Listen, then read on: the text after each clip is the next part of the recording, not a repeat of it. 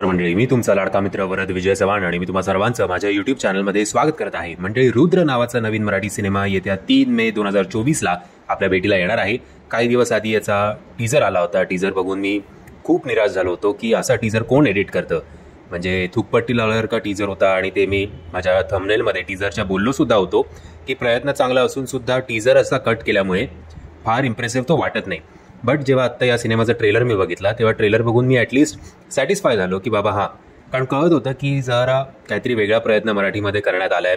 एक action oriented मास मसाला cinema करण्याचा प्रयत्न केलेला आहे. म्हणजे मराठीचा एक तर प्रॉब्लेम काय होतो की एक तर आपण तीच कॉमेडी करतो किंवा अति लॉजिकवाले सिनेमे बनवतो जे फक्त फिल्म फेस्टिवल गाजवतात किंवा नॅशनल अवॉर्ड्स मिळतं, किंवा आपण असं काहीतरी मास मसाला एंटरटेनमेंट आणण्याचा प्रयत्न केला तर आपण साऊथच्या सिनेमांसारखे वाटायला लागतो. त्यामुळे आपलं ओरिजिनॅलिटी अजून आपल्याला ती सापडत नाही आहे. हेच आपलं दुर्दैव.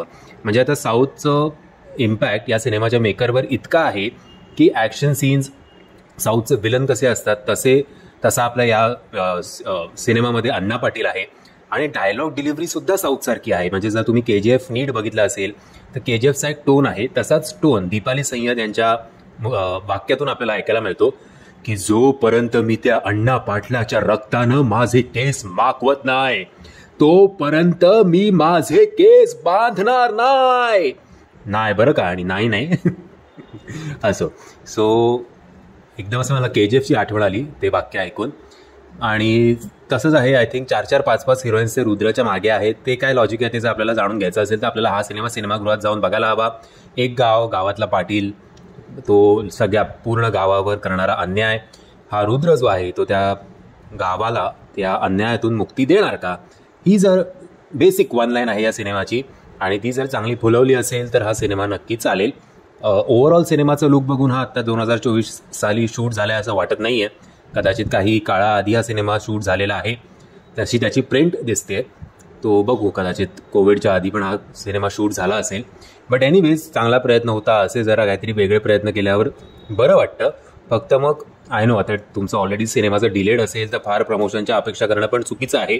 फक्त ट्रेलर आणि टीजर तरी नीट एडिट करत जा. ट्रेलर नो डाऊट टीजरपेक्षा बरा झाला आहे, बट अजूनही अशा जॉनरच्या सिनेमांमध्ये तुम्ही चांगला एक फ्लोवाला ट्रेलर बनवू शकता. वीणा जगतापचं ह्याच्यात आय थिंक डबिंग नाही आहे. बाकी माहिती नाही आता कसं काय मला तिचा आवाज नाही वाटला. बाकी एकदा तुमचं तुम्ही बघून घ्या. म्हणजे गाण्यामध्ये पण बॉम्ब ब्लास्ट आणि सगळे टाकले आहेत. सो बजेट व्यवस्थित खर्च केलेला आहे. आता अनफॉर्च्युनेटली डिले झाल्यामुळे आणि प्रमोशनमुळे याचं बजेट किती रिकवर होईल याच्याबद्दल जरा शंकाच आहे.